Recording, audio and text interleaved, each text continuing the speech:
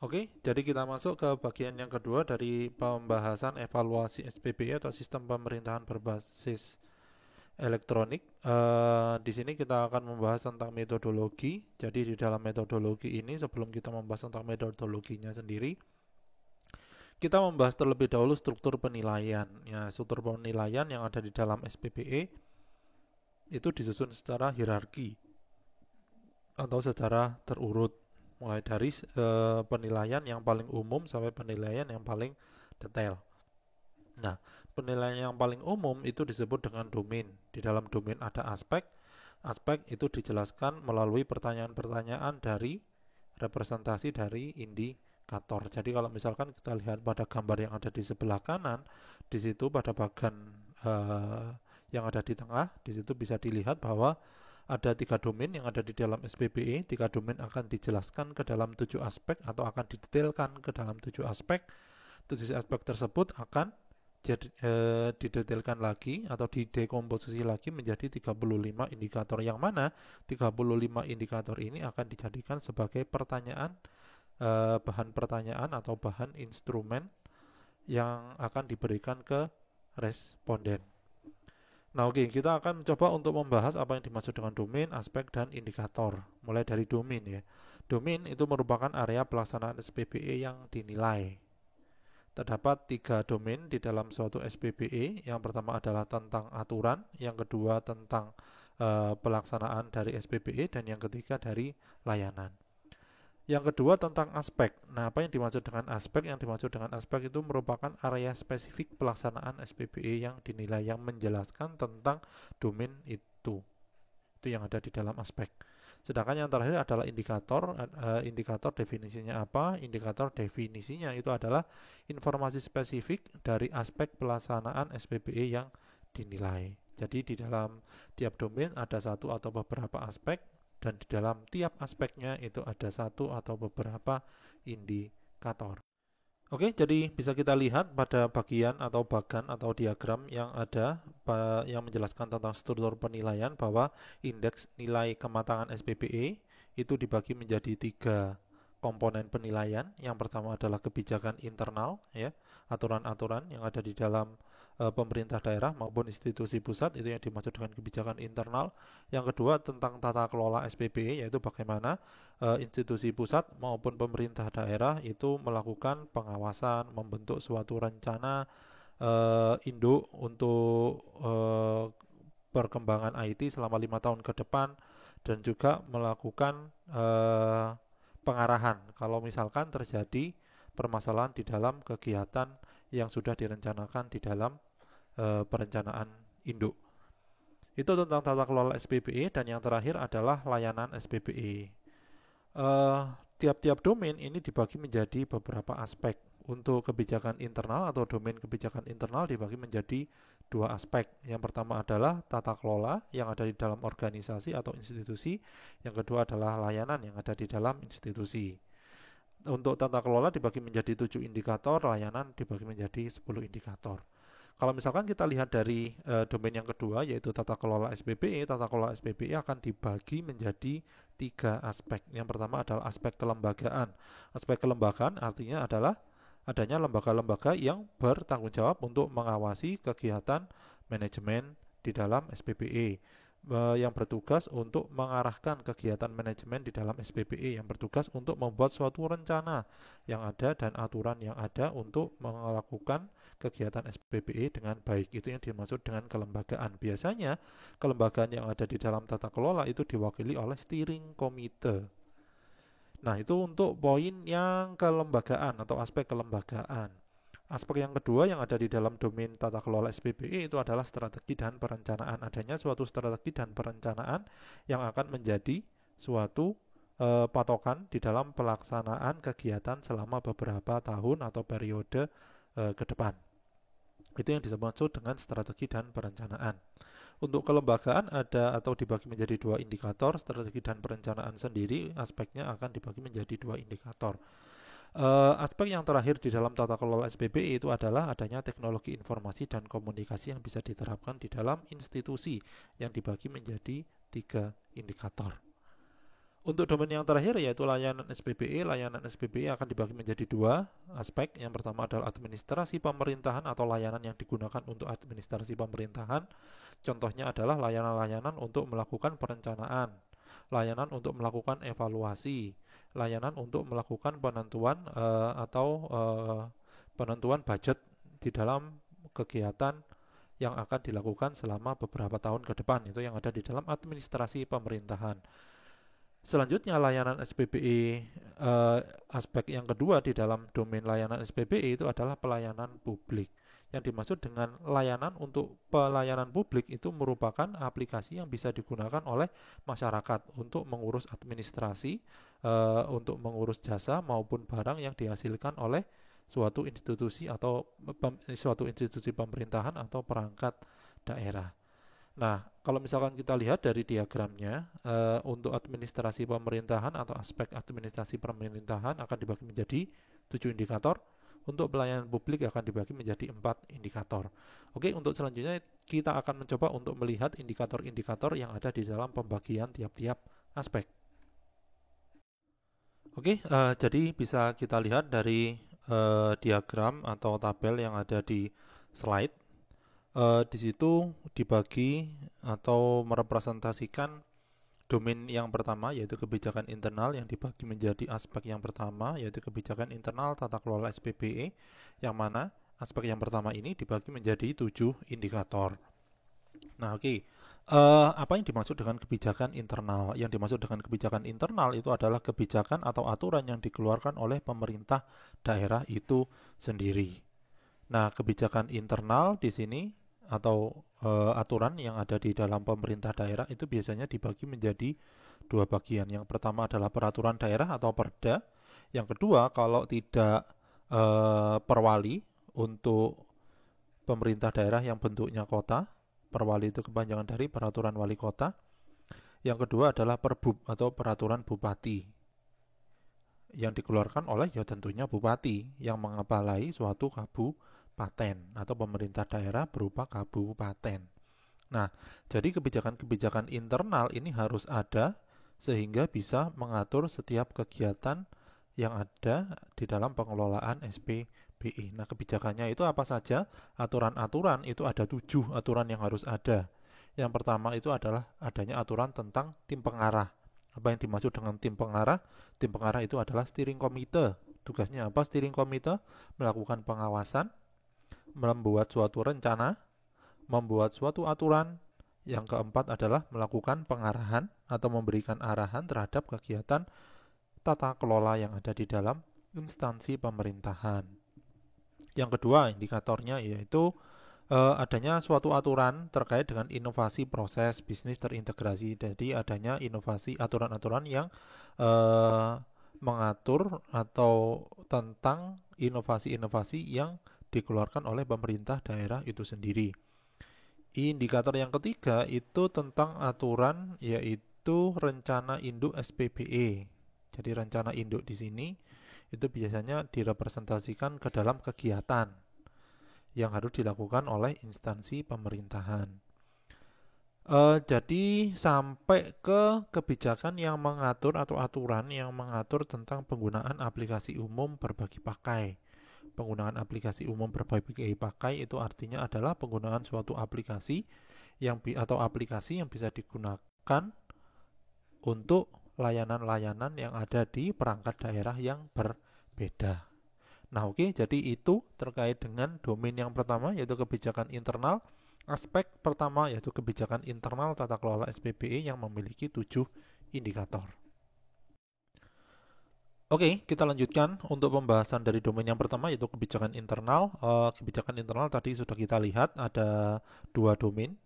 Bukan 2 domain tapi 2 aspek. Untuk aspek yang kedua ini mengatur tentang kebijakan internal untuk layanan SPBE. Jadi untuk layanannya saja.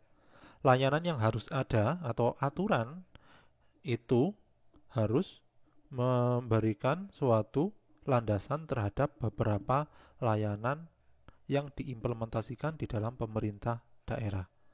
Layanan-layanan yang harus ada di dalam pemerintah daerah yang dievaluasi dengan menggunakan SPBE itu apa saja? ada setidaknya 10 layanan, ya. Ada setidaknya 10 layanan yang bisa diterapkan di dalam pemerintah daerah, mulai dari layanan naskah dinas. Naskah dinas itu berarti layanan yang mengatur pengelolaan surat menyurat, itu naskah dinas.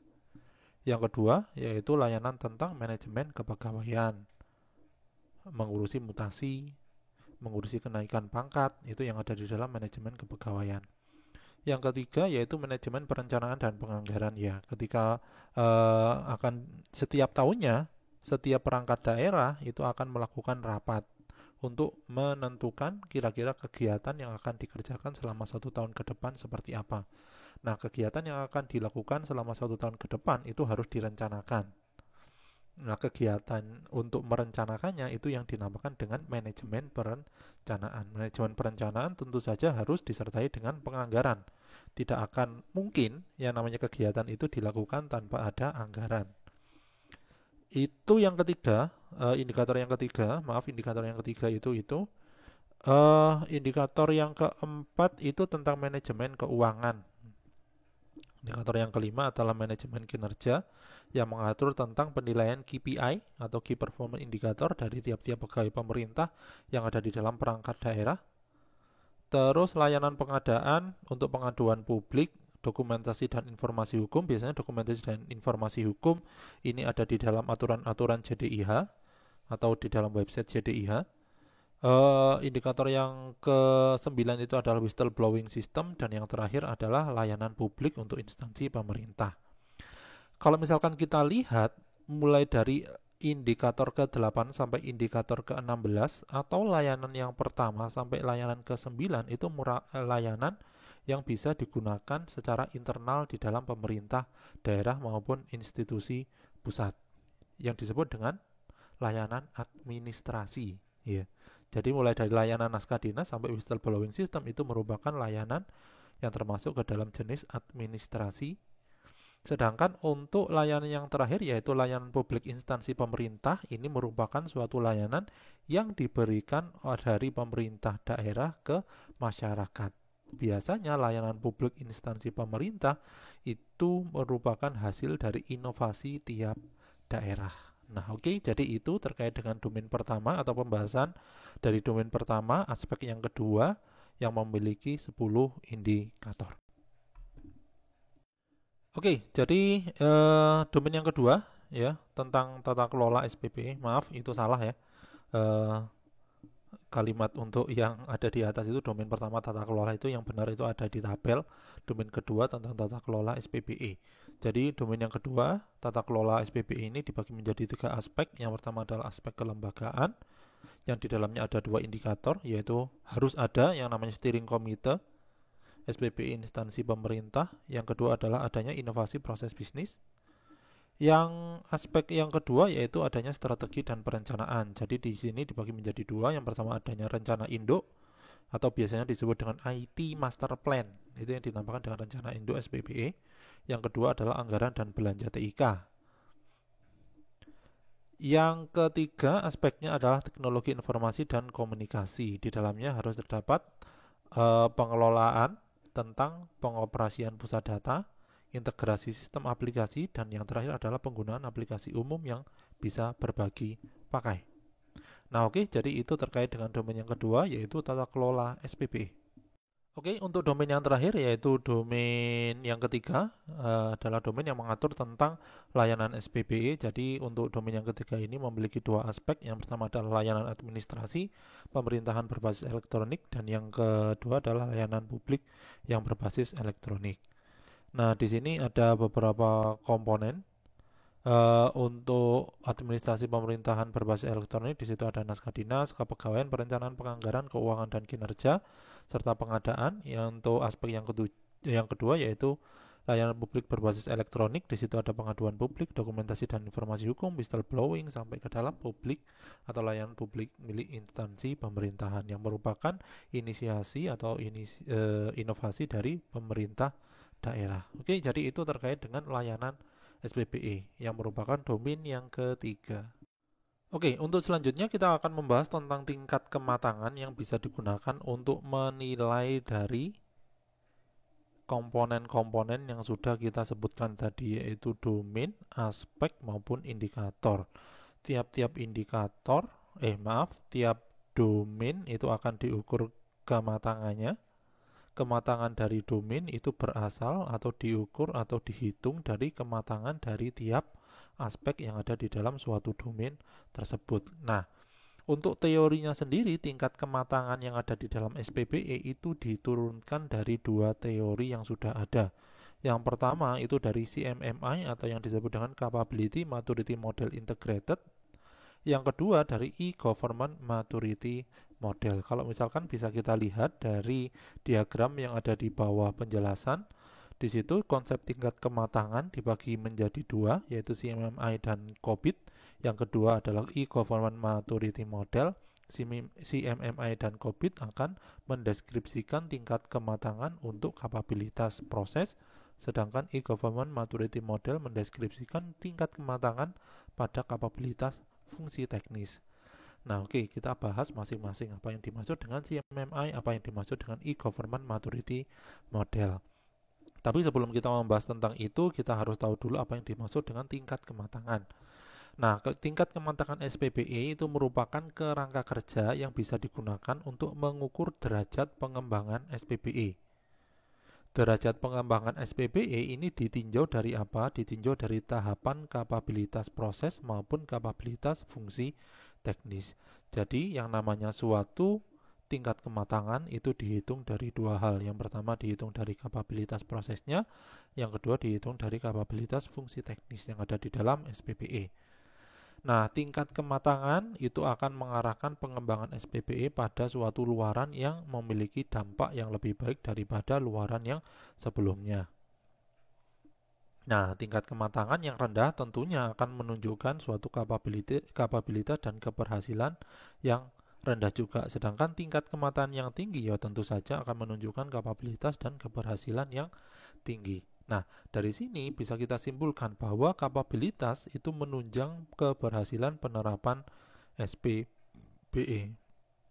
Nah, untuk tingkat kematangan sendiri diturunkan dari CMMI dan E-Government Maturity Model. Oke, CMMI itu apa? CMMI atau yang dinamakan dengan Capability Maturity Model Integration itu dibuat atau disusun oleh Software Engineering Institute atau SEI ya. CMMI itu merupakan suatu framework yang di dalamnya terdapat pengukuran level. Ya, maturity level, pengukuran maturity level. Selanjutnya, pengukuran maturity level yang ada di dalam CMMI itu diadopsi oleh beberapa model kematangan yang lain. Contohnya, model kematangan yang ada di dalam yang bisa digunakan untuk mengukur tata kelola TIK seperti yang ada pada COBIT. Untuk mengukur arsitektur TIK maupun mengukur manajemen risiko. Oke, CMMI sendiri itu memang sebenarnya digunakan untuk mengatur kegiatan pembuatan aplikasi. Itu awalnya yang ada di dalam CMMI. Namun semakin banyak industri atau institusi yang bergabung ke dalam SEI, maka tentu saja tidak bisa dibatasi cuma untuk melakukan atau mengelola pengembangan aplikasi.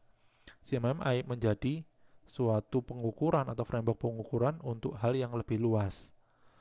CMMI itu sendiri dibagi menjadi tiga. Yang pertama adalah CMMI for Development. Ya, CMMI for Development itu yang bisa digunakan untuk mengelola pembuatan aplikasi.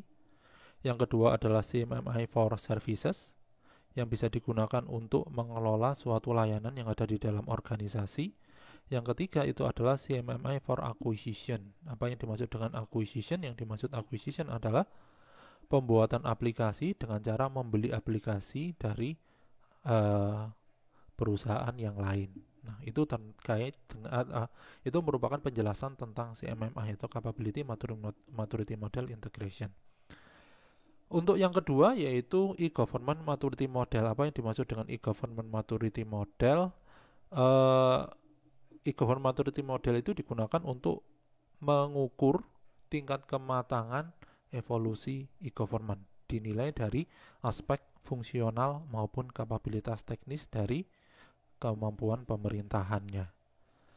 Nah, dikembangkan oleh beberapa peneliti untuk e-government maturity model ini. Yang pertama adalah Lane dan Lee pada tahun 2001. Yang kedua adalah dari Anderson dan Hendrickson. Oke, jadi itu terkait dengan tingkat kematangan yang ada di dalam evaluasi SPBE. Seperti yang sudah kita bahas sebelumnya, bahwa tingkat kematangan itu dibagi menjadi dua. Yang pertama adalah tingkat kematangan kapabilitas proses, dan yang kedua adalah tingkat kematangan fungsi teknis. Nah, apa yang dimaksud dengan tingkat kematangan kapabilitas proses? Tingkat kematangan kapabilitas proses itu menilai terkait dengan proses dari pengelolaan SPBE yang ada di dalam institusi pemerintahan. Ya, dibagi menjadi 5 level. Yang pertama adalah rintisan, yang kedua adalah terkelola, yang ketiga adalah terstandarisasi, keempat terintegrasi dan terukur, yang kelima adalah optimum. Nah, setiap level ini memiliki karakteristik masing-masing yang dapat dengan jelas dibedakan antara satu level dengan level yang lain. Karakteristik yang kedua yang ada di dalam tingkat kematangan kapabilitas proses itu adalah level yang lebih tinggi itu mencakup karakteristik dari level atau tingkat yang lebih rendah, sehingga bisa disimpulkan bahwa ketika kita menggunakan tingkat kematangan kapabilitas proses, maka peningkatan itu harus dilakukan secara bertahap. Tidak mungkin organisasi itu akan masuk ke level kedua atau bisa mendapatkan nilai level kedua tanpa dia itu memenuhi komponen yang ada di dalam level pertama. Begitu juga tidak mungkin organisasi bisa mencapai level optimum tanpa bisa melakukan kegiatan yang terkelola. Nah, itu yang dimaksud dengan karakteristik yang kedua, yaitu tingkat level yang lebih tinggi mencakup karakteristik pada tingkat level yang lebih rendah. Oke, akan kita coba untuk bahas masing-masing level. Mulai dari rintisan. Rintisan ini memiliki karakteristik ya. Karakteristiknya apa? Karakteristiknya yaitu proses tata kelola itu dilakukan sewaktu-waktu, tidak terorganisasi dengan baik, tidak ada pemantauan, dan hasilnya tidak diprediksi. Tidak dapat diprediksi. Artinya, kegiatan tata kelola yang dilakukan pada level rintisan itu merupakan kegiatan yang ad hoc. Kalau misalkan ada evaluasi saja baru dilakukan tata kelola. Nah, biasanya seperti itu. Itu yang masuk ke dalam rintisan. Nah, kebijakan internal yang ada di dalam rintisan itu seperti apa? Kebijakan internalnya itu belum ada atau belum tersedia, atau bisa saja masih berbentuk konsep yang nanti akan dikeluarkan menjadi perda maupun peraturan wali kota dan peraturan bupati. Oke, itu tentang level rintisan. Untuk level terkelola juga memiliki karakteristik ya. Jadi proses di karakteristiknya itu dibagi menjadi dua. Yang pertama dilihat dari sudut pandang proses, yang kedua dilihat dari sudut pandang kebijakan atau aturan. Nah, untuk proses pada level tata terkelola ini, proses tata kelolanya itu dilaksanakan sudah ada dasar manajemennya, sudah didefinisikan dan didokumentasikan dan dilaksanakan berdasarkan standar yang ada di masing-masing unit. Jadi standarnya itu belum terpusat, masih ada di masing-masing unit. Kebijakan internalnya seperti apa untuk yang terkelola? Kebijakan internalnya itu sudah dilegalisasi, sudah disetujui, namun pengaturannya masih bersifat untuk tiap unit, yaitu bersifat parsial atau sektoral. Yang ketiga yaitu terstandarisasi. Pada level ini memiliki karakteristik proses yang seperti apa? Karakteristik proses dari terstandarisasi adalah proses tata kelolanya itu dilakukan dengan sepenuhnya. Artinya setiap tahap yang ada di dalam tata kelola itu sudah dilakukan, mulai dari pengawasan, pembuatan perencanaan, terus setelah itu melakukan kegiatan pengarahan, itu semuanya sudah dilakukan. Sudah terstandarisasi untuk semua unit yang ada di dalam institusi pemerintah. Kebijakan internalnya seperti apa? Kebijakan internalnya sudah mengatur standar proses tata kelola bagi semua unit yang ada di dalam sebuah organisasi. Namun permasalahannya adalah kebijakan internalnya itu belum mengatur keselarasan, ya. Belum adanya keselarasan antar kebijakan internal dengan visi misi yang ada di dalam tiap institusi.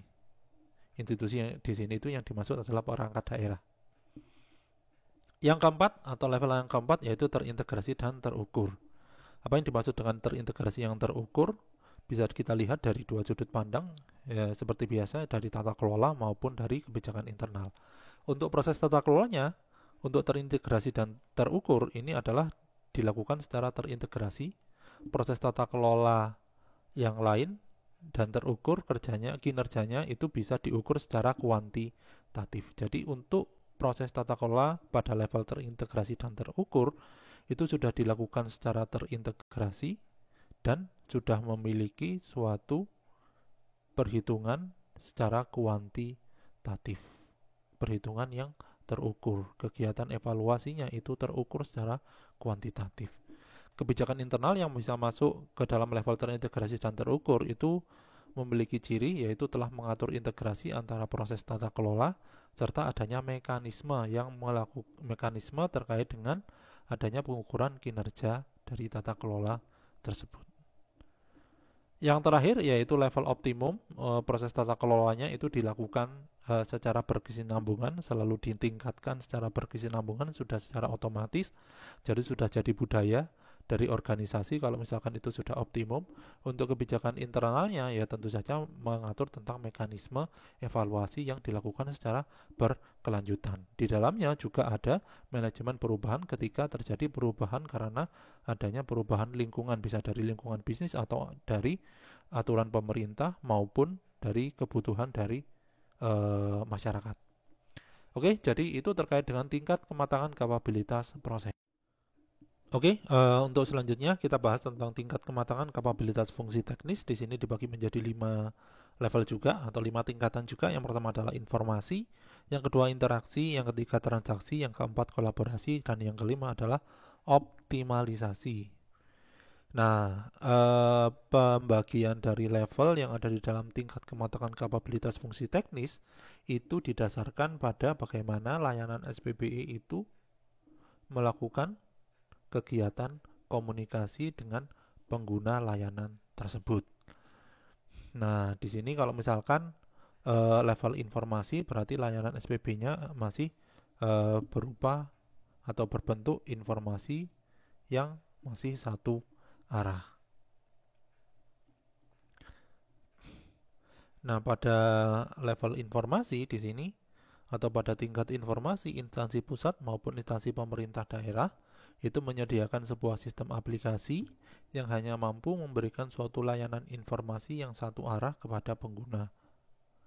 Informasi-informasinya seperti apa? Seperti struktur organisasi, cakupan informasi, adanya ketersediaan informasi, pemberian informasi berupa referensi atau tautan yang bisa diunduh. Itu merupakan contoh dari suatu tingkat kematangan kapabilitas fungsi teknis yang masuk ke dalam level yang pertama yaitu informasi.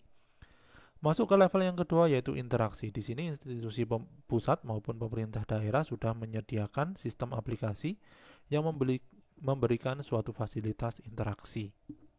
Jadi yang dimaksud dengan interaksi itu apa? Jadi yang dimaksud dengan interaksi itu adalah pengguna SPBE dapat mengunduh informasi serta dokumen dari penyedia layanan. Itu ya.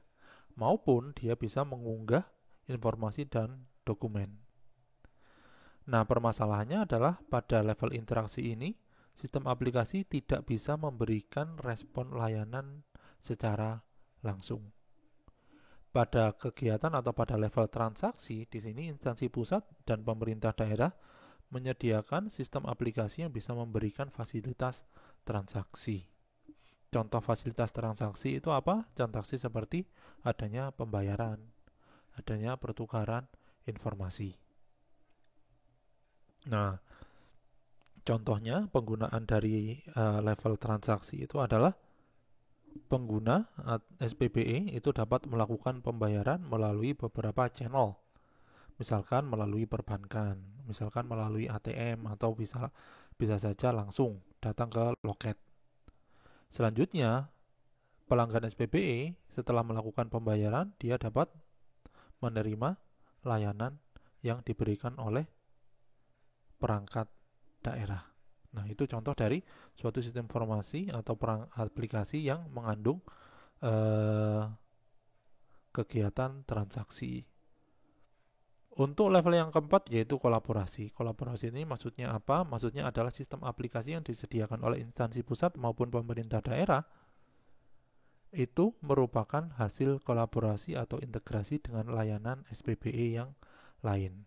Tentunya integrasi itu masih ada di dalam satu kesatuan alur kerja atau workflow atau satu kesatuan proses bisnis.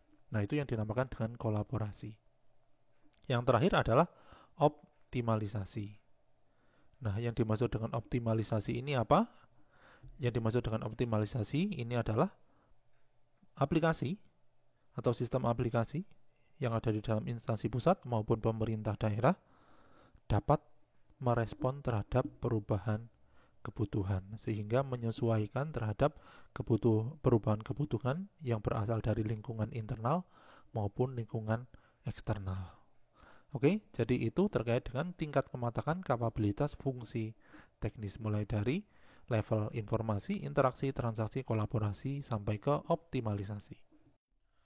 Oke, saya lanjutkan dulu pada pembahasan bagian yang kedua ini sampai ke penilaian tingkat kematangan. Jadi ketika sudah dilakukan evaluasi, maka hasil evaluasi tersebut akan dilakukan pengukuran.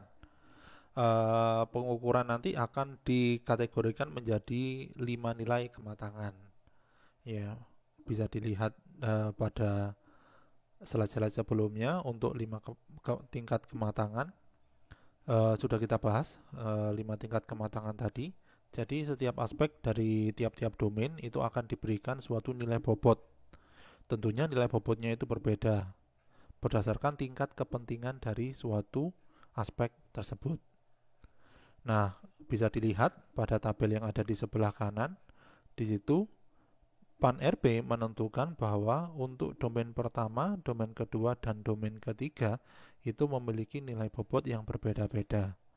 Domain yang memiliki nilai bobot yang paling tinggi itu adalah domain layanan SPBE. Yang kedua adalah tata kelola, dan yang ketiga adalah kebijakan atau aturan internal yang ada dan mengatur kegiatan SPBE.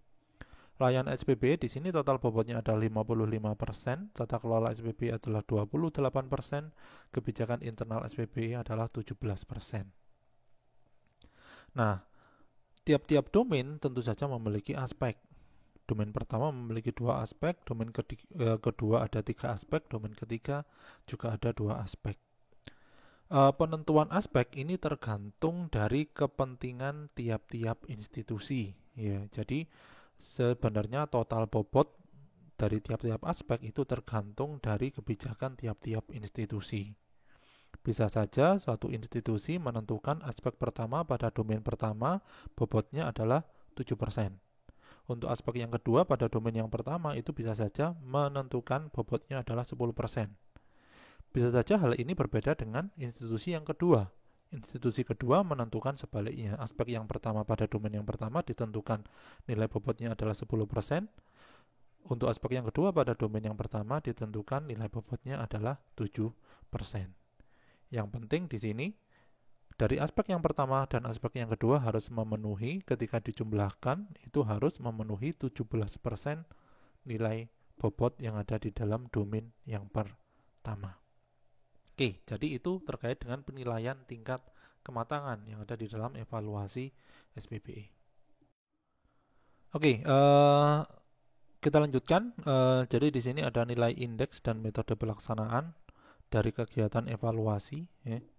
Jadi ketika evaluator internal maupun eksternal ya sudah melakukan evaluasi dokumen, wawancara, observasi lapangan, maka dia itu akan menghitung nilai yang sudah didapatkan.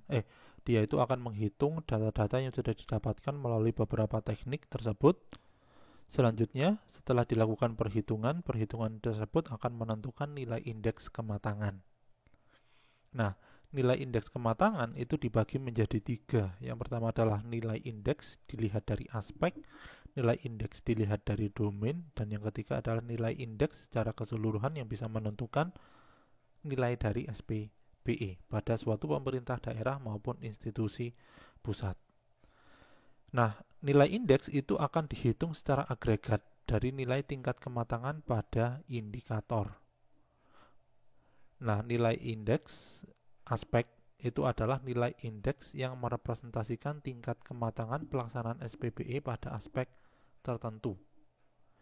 Nilai kumulatif dari perhitungan perkalian antara nilai tingkat kematangan indikator dan bobotnya itu akan menentukan nilai indeks dari aspek. Sedangkan yang disebut dengan nilai indeks domain itu adalah nilai indeks yang tentunya merepresentasikan tingkat kematangan yang ada di dalam ranah domain tertentu. Didapatkan dari mana? Nilainya didapatkan dari kumulatif perhitungan perkalian antara indeks-indeks pada aspek yang ada di dalam tiap domain dengan bobot yang ada di dalam tiap aspeknya. Yang terakhir yaitu nilai indeks SPBE didapatkan dari mana? Nilai indeks SPBE didapatkan dari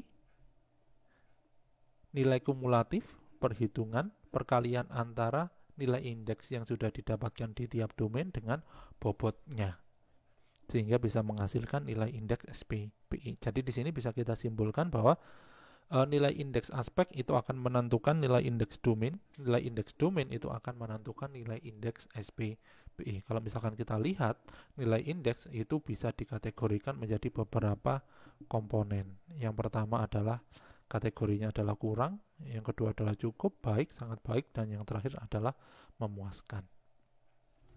Oke, jadi itu merupakan pembahasan dari bagian yang kedua pada materi evaluasi SPBE atau sistem pemerintahan berbasis elektronik.